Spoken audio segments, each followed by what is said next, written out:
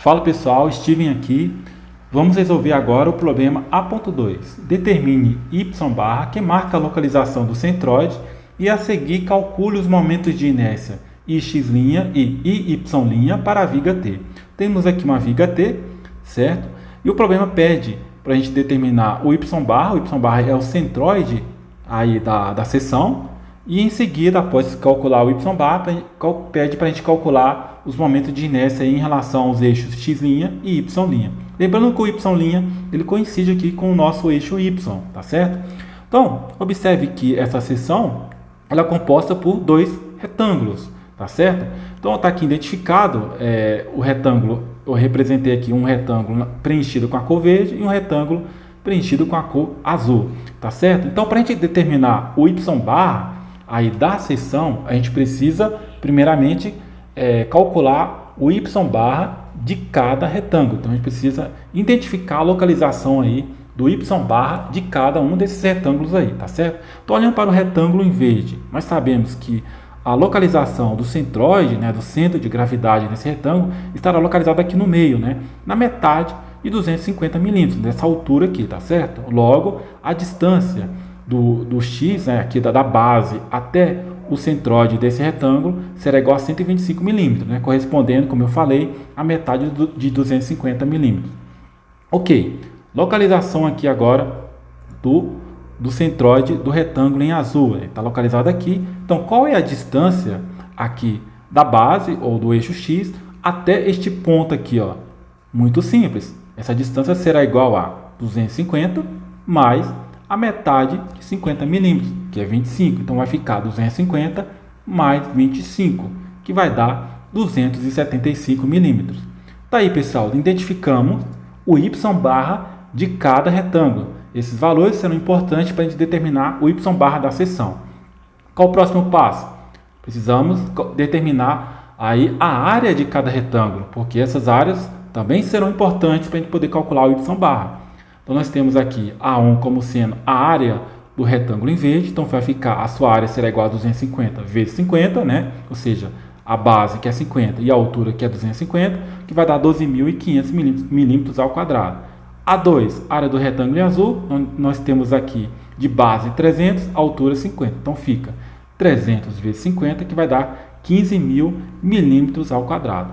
Ok, pessoal, agora sim a gente pode calcular o centroide da seção, que é determinado através dessa fórmula aqui, ó, y barra é igual a somatória do y barra de cada retângulo, que foi o que a gente determinou aqui, ó, esses valores aqui, vezes a área aí de cada retângulo. Somatória por quê? Porque nós temos dois aqui retângulos, né, dividido pela somatória das áreas.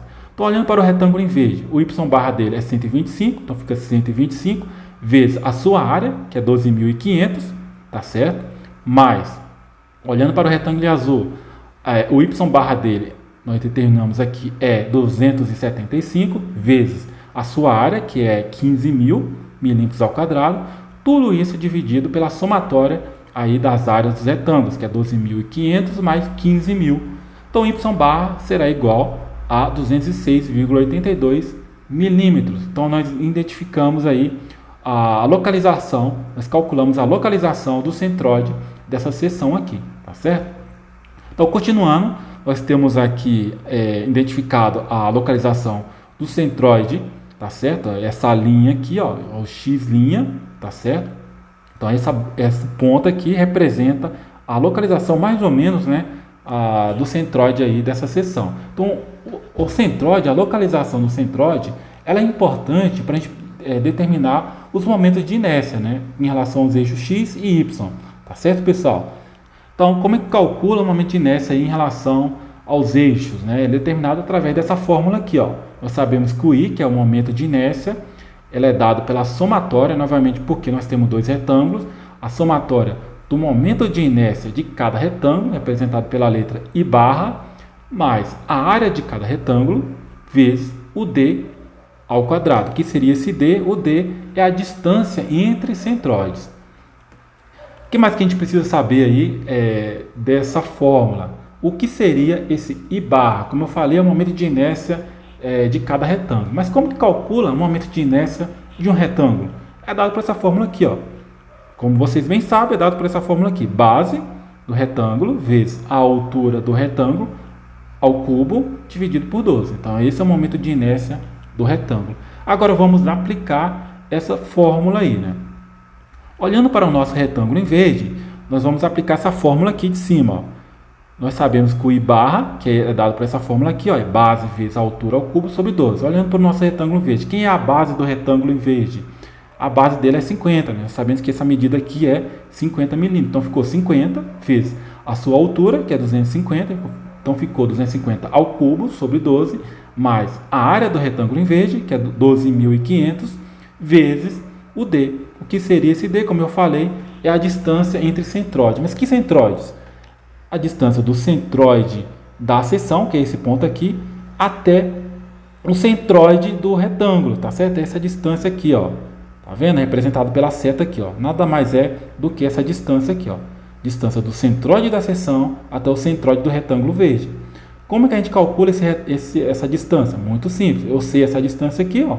Basta eu descontar essa distância aqui, 206,82, menos 125, né? Eu vou obter o valor dessa distância aqui, ó, que vai dar 81,82 milímetros.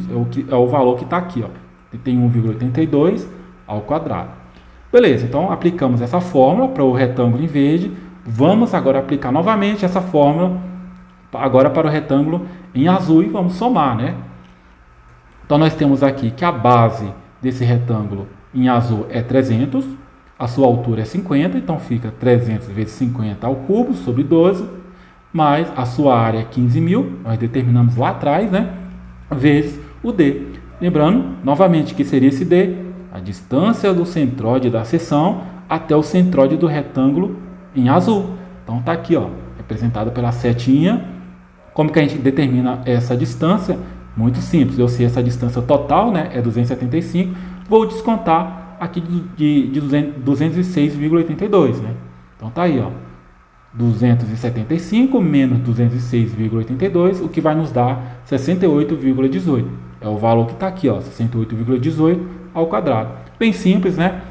Resolvendo essa conta toda aí, nós vamos chegar nesse valor aqui para o momento de inércia aí da seção em relação ao eixo x', né? Para dar esse valor aqui. Beleza, pessoal, vamos fazer o mesmo raciocínio agora para o momento de inércia em relação ao eixo y'.